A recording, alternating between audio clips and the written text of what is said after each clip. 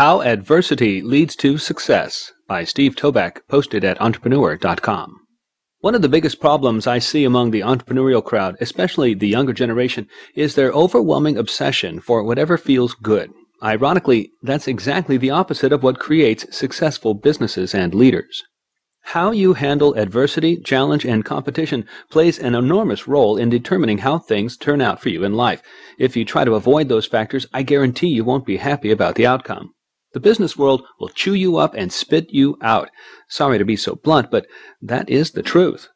This is nothing new. It's fundamental to all living things and deeply rooted in the basics of biology, namely natural selection and survival of the fittest. Here's a great example. I live on a mountain range that borders Silicon Valley.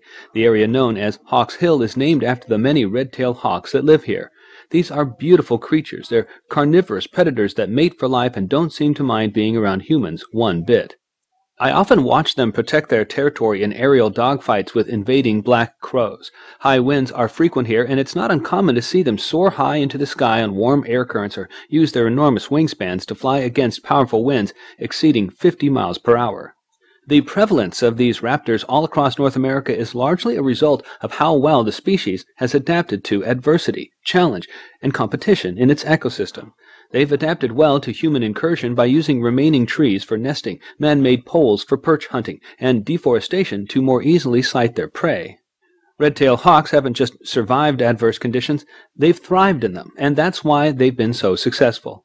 Likewise, some of the greatest and richest entrepreneurs in the world started with nothing and built their empires using the skills, drive, and street smarts they acquired growing up under adverse conditions to face all sorts of tough challenges and come out on top. SoftBank's Masayoshi Son, the richest man in Japan, comes to mind. He's a fierce competitor who grew up in poverty and somehow managed to defy the odds and build a telecommunications and internet giant that's now the 86th largest company in the world by market capitalization.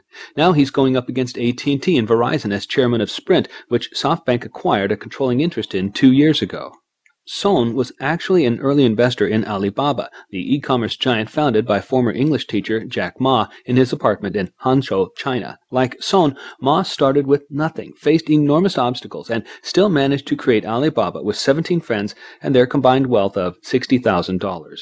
Today, Ma is the richest man in China, and Alibaba is worth more than Oracle, Disney, Coca-Cola, AT&T, and Amazon. While Ma was wondering how to unlock the small business potential of 1 billion Chinese people, 22-year-old Travis Kalanick and a few friends dropped out of UCLA to start their first company, Scour. A copyright infringement suit forced Scour into bankruptcy, but Kalanick was undeterred. He co-founded Red Swoosh and sold it 6 years later for $19 million. In 2009, the uber-competitive entrepreneur co-founded Uber, which is now the second most valuable venture-backed firm on Earth. Kalanick is worth an estimated $5 billion. Not to put myself in the same class, but I grew up in a tiny rent-controlled apartment. My dad was a postal worker who barely finished high school, and my mom, a bank clerk, didn't even get that far in school. Yet I survived the mean streets of Brooklyn, found my way to the high-tech industry, and became a successful senior executive. The one thing we all had in common is that none of this stuff came easy, and the only reason we did as well as we did is because we had the guts, determination, and stick-with-itness to keep fighting and never give in to hardship. Make no mistake, we didn't succeed in spite of the challenges we faced. We succeeded because of it.